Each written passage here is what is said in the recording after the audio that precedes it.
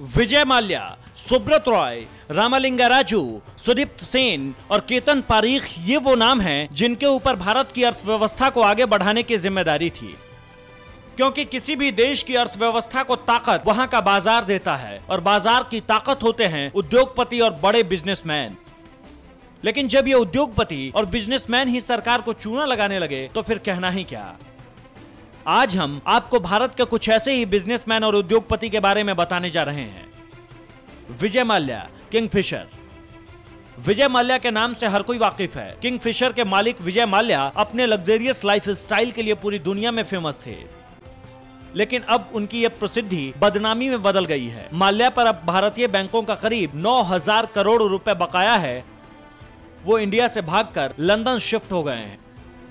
सुब्रत रॉय सहारा, सहारा group.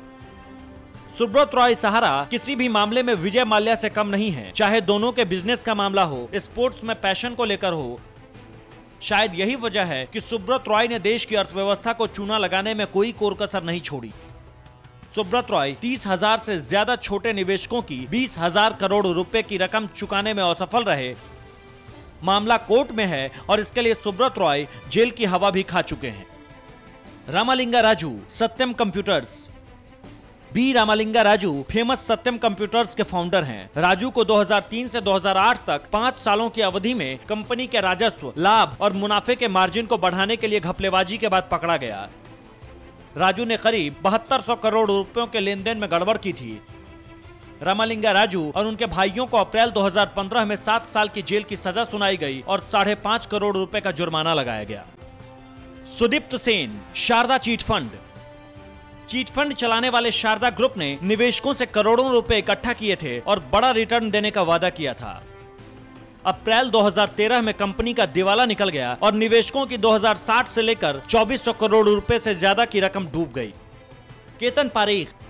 Ketan Parikh ने 1999 से 2001 के बीच ट्रेड और स्टॉक मार्केट में खूब हेराफेरी की। पारीख के इस खेल में कई कंपनियां शामिल थी। पारीख को केवल 1 साल ही जेल में बिताना पड़ा, लेकिन उन पर 2017 तक भारतीय शेयर बाजार में व्यापार करने पर बैन लगा दिया गया था। राम सुमिरन Paul, speak Asia. Online trading company speak Asia की मदद से पॉल और उसके सहयोगियों ने कम से कम 24 लाख निवेशकों को सिंगापुर, इटली और ब्राजील तक फैले घोटाले में 2200 करोड़ रुपए का धोखा दिया।